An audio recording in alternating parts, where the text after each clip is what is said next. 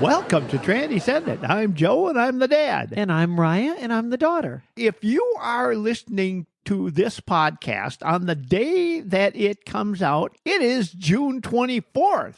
This is my birthday. Well, happy birthday. Thank you. We're just going to give you a little something that you can take with you. And it is a tradition we have in our family of how we sing happy birthday. I'm going to sing it along with you. Well, I think that's great. Are you ready? This is your birthday song. It isn't very long. Happy birthday, Raya. Thank you.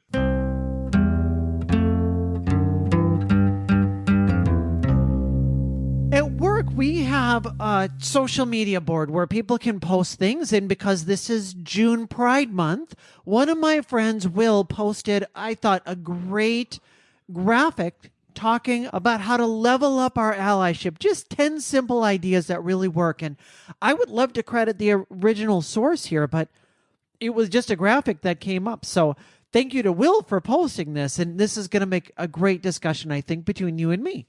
I'm looking forward to it. And as I look down the list, I know I can be a better ally. And I think we all can. If you're out there trying to figure out how to connect or what else can I do, there's some ideas here for us. There's certainly some for me. Level up. Let's take it to the next level here. Number 1, recognize your privilege.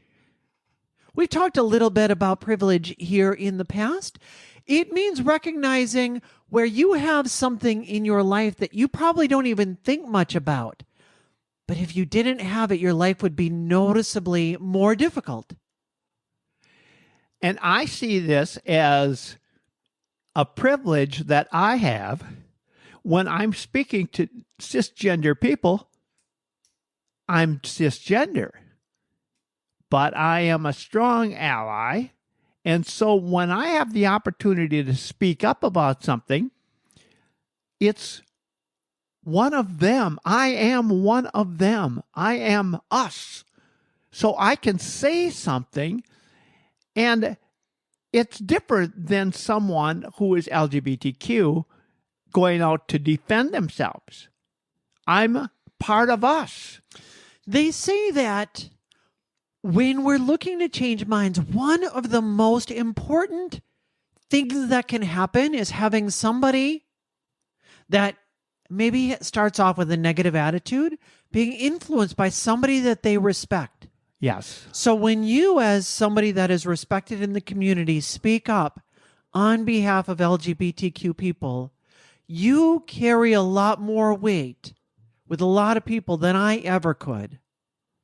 And recognizing your privilege is a good place to start with that. I think it's also because I'm 80 years old. Number 2, stand up for what is right, even when it's hard. That can be a challenge. You're around a lot of people and they're all saying something different from what you think, and it's wrong. No, we can't let those people in here. We can't do this. We can't do that. Can you really stand up for what is right all the time? It's difficult, but it can be done. Sometimes, as that old VeggieTales goes, where Mr. Nezzer calls you in and he wants you to sing the bunny song, even though you know there's all kinds of stuff in that song that's wrong. And we're put like that. We're put in a situation like that frequently where you might be at work and somebody assumes that you buy into what they believe, and it may be regarding LGBTQ things, or it might be in regard to all kinds of other things. You know that that's wrong. And this is the time that you stand up. It takes some guts to be able to do that. Right, exactly. But when you do it, it matters. Yep. So if I want to object to somebody singing the bunny song, I hope they are all ears. Well, that's quite a tale. Number 3, use your platform to amplify the voices that need to be heard. Dad, how would you describe somebody's platform? I think oftentimes people that are listening to this might think, I don't have a platform. What are you talking about, my platform? I think everyone has a platform in some form or another. There are situations where you are respected or at least listened to or followed in some form. A sergeant in the Army, for example. A teacher is usually looked at or respected or has the bully pulpit in the school. So that's another opportunity for us to be able to speak up because we're in a situation like that. Often a policeman will command a little bit more respect or at least attention. There are so many things you can think of your own. It's easy to fill out something. It could be that you were class president at one point and you're at a class reunion. It could be that it's just your age. I have a bully platform because I happen to be 80 years old. That gives me some recognition of possible respect. What is that word that you're saying? A bully platform? A bully pulpit. I've never heard of that term before. Oh, it means you're in authority and you could do what you want. They'll often say that about the president. So not that they're bullying someone, though well, you could. Yeah, I don't really know where that came from, but I know the term. I was watching a YouTube video here earlier this week from somebody just talking about tabletop gaming. I like to play tabletop games. Mm-hmm. And he does a regular weekly YouTube video just talking about here's what's going on in gaming this week. And he started and he said, it is Pride Month right now, and I'm just grateful for everybody in the LGBTQ community that's part of our gaming community. And he used his platform as a way to make sure that I knew that this is an inclusive community. What's your platform? Where it's not talking about LGBTQ issues and you just get to speak up and say one little thing to make sure that everybody understands you're welcome here. Number 4, realize this conversation is not about you, and that's okay. Now, think about that. It's not about you. It's not anything that they're going to react to that's going to make a difference to you. It's going to make a difference because you're an ally out there making a difference for the people in the LGBTQ community and those that are affected by it. Remember, it's a lot different. You are the defense. We're not trying to be allies so that you can put on your T-shirt that says, look what a great ally I am. Hey, everybody, give me praise and look at how great I am. The reason that we want to level up our allyship is, as we talk about oftentimes on this podcast, we're trying to save lives one podcast at a time. And as you level up your allyship, you might be that critical person that you never know what somebody's going through, and you speak exactly the right word in exactly the right circumstance, and that person says, you were there for me when I needed it, and you didn't even know that they needed it. I've heard that from you many times. It can be very difficult when you're going through a hard time. Knowing that there's an ally there, you speak words of allyship, not because you know you're going to be heard or to broadcast to the world how great you are, but because you know that somebody out there is going to see you and going to hear you standing up for what's right and going to know that you're a safe person. And that matters. And number 5, kind of coming off of this one, the next step is to work to change oppressive systems around you. You might notice there are times where, hey, everybody around me, there's maybe a lot of LGBTQ people at work, but everybody that's in leadership seems to be straight and seems to be living quote unquote normal lives. And then that sets the tone that that's what normal is. When you speak up and you say, hey, we want to make sure that everybody has a place at the table here.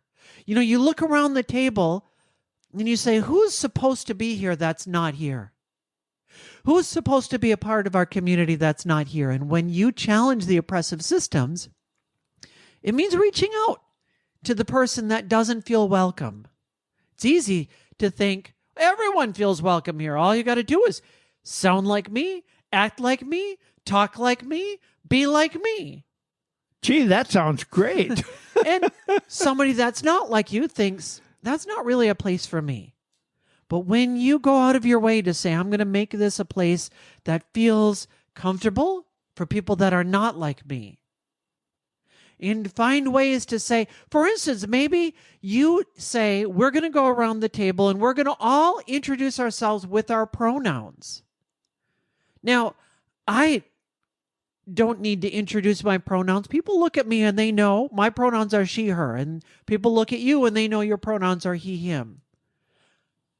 But for people that don't have pronouns that match up with what we would say as their physical appearance, when we make it safe and we say we're going to introduce ourselves with our pronouns, we are sending the signal, this place is safe for you as well. This is for all of us, and you belong here. Well, I got a good example of that. We are working right now, as we mentioned earlier, we are working on trying to establish a PFLAG group in our area. We have a number of interested people. We've had a few meetings. We're going to have a few more. It takes a while before you actually get to call yourself a PFLAG group.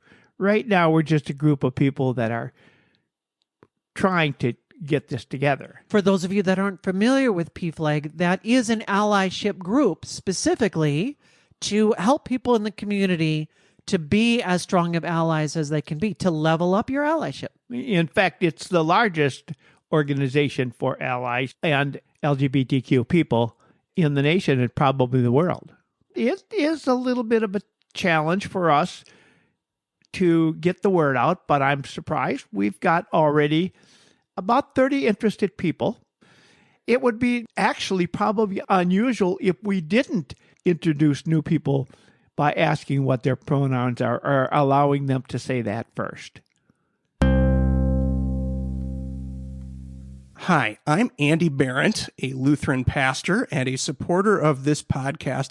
I see Transcendent as a ministry. I've pointed many people toward these recorded conversations full of so much heart and care and warmth, as well as some of Joe's jokes, which are hands down the worst part of this podcast.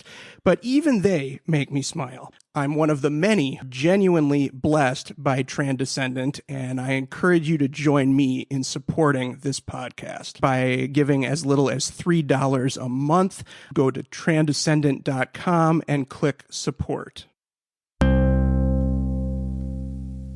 We are back with number 6. Learn from your mistakes. Gee, where have you heard this before?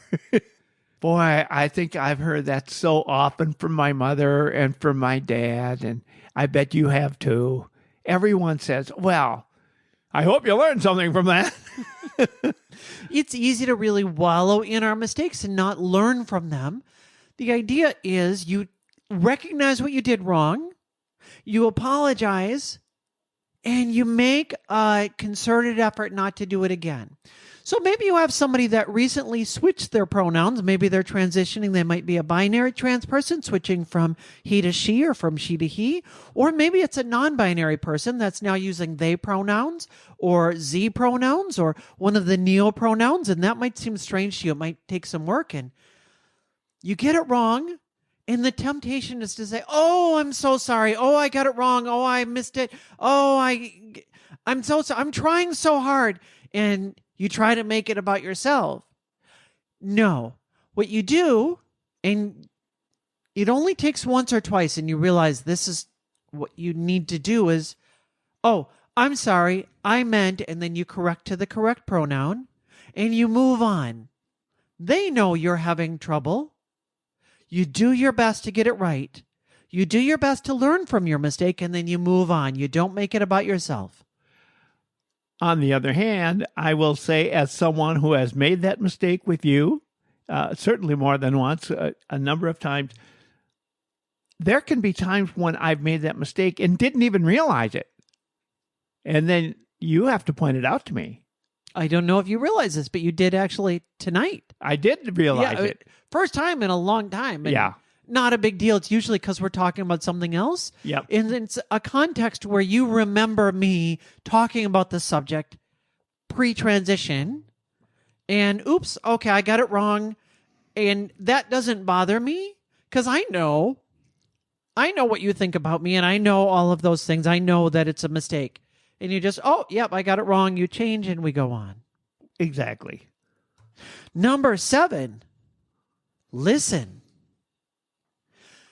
Most important thing that we can do. It's easy, again, to assume that you kind of know what the whole thing is about. Well, I get how this all works. Maybe you don't. Maybe there are some places where you need to just be quiet. Stop talking and listen to what the person that's going through the stuff is actually experiencing.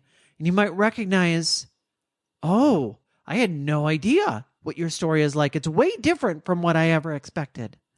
One of the things I learned in college, I was a communications major.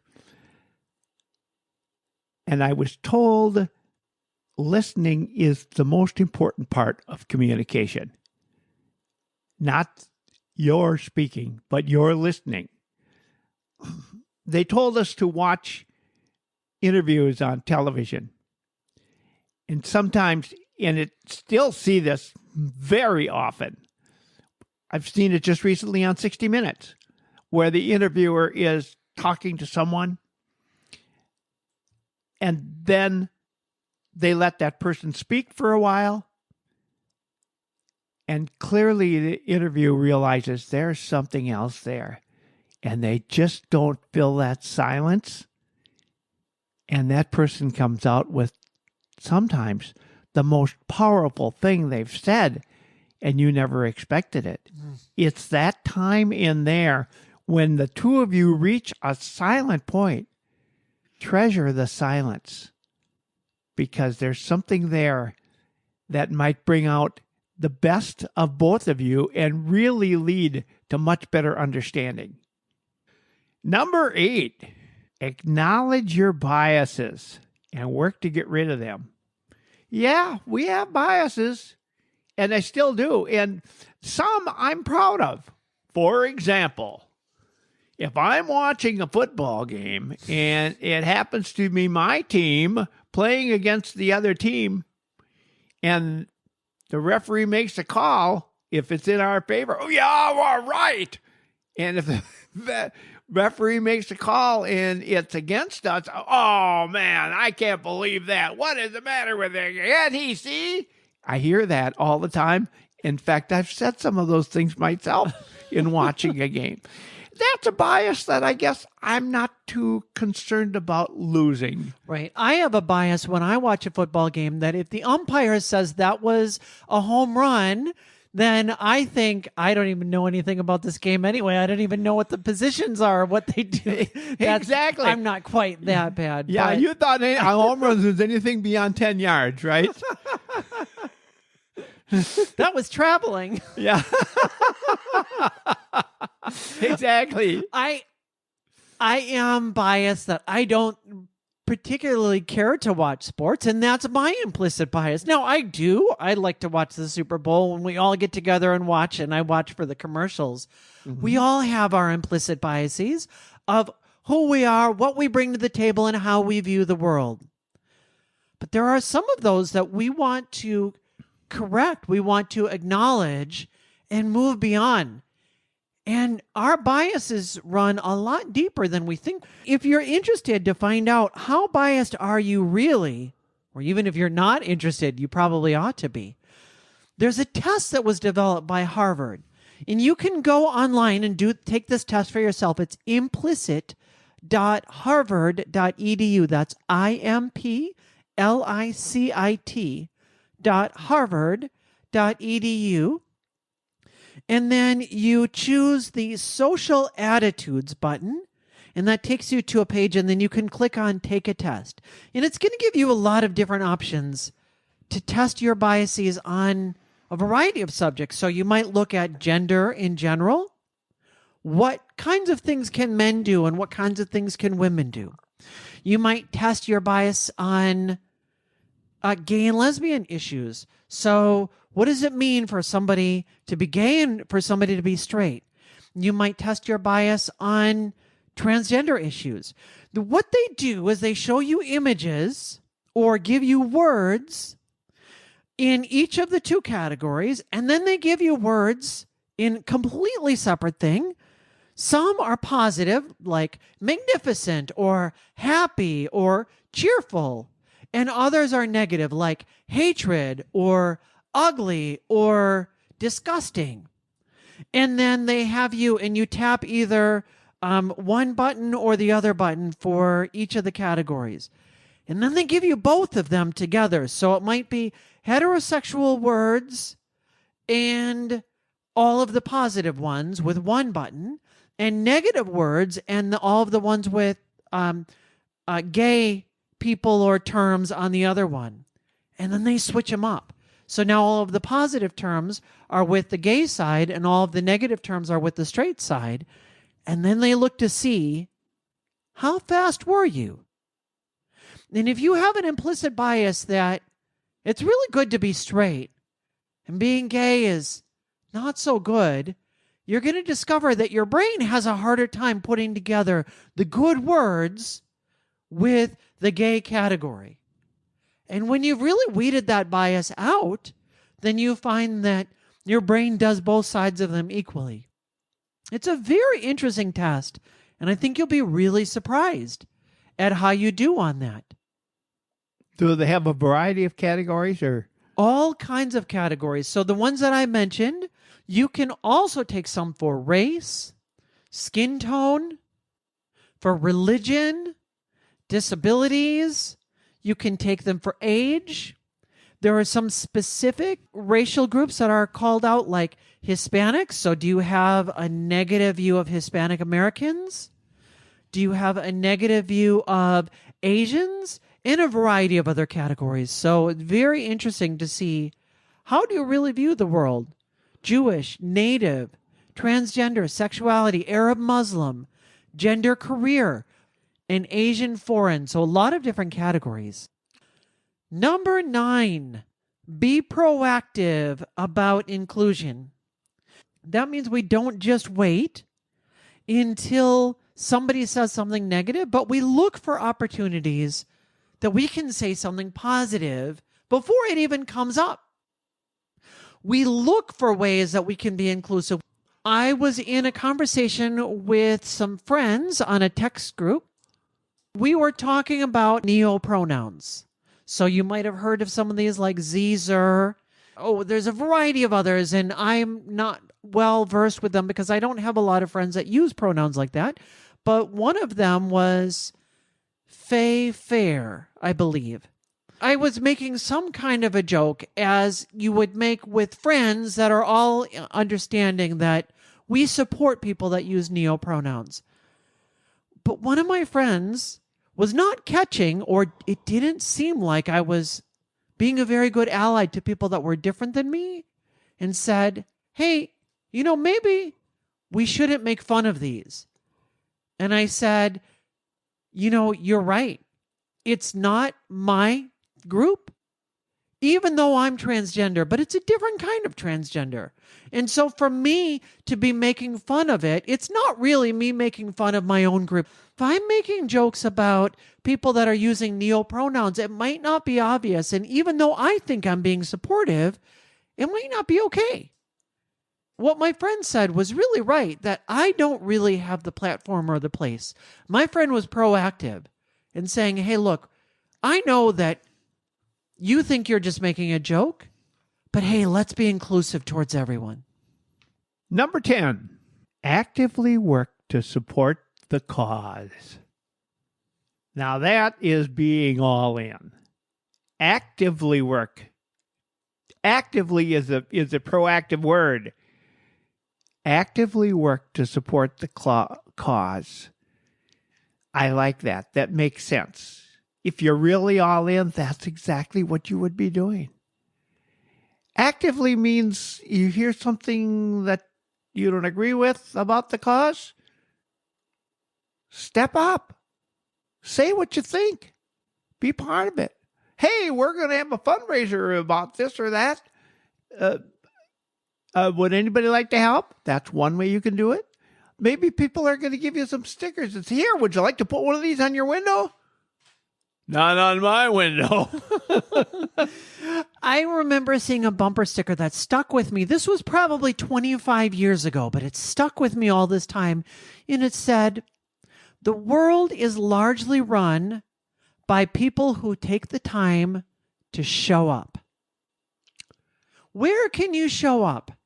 Maybe there's a PFLAG group in your area that you can show up to. Maybe there's a pride celebration and they're looking for people to work the table. Maybe there's a local community event and they're passing out some LGBTQ literature.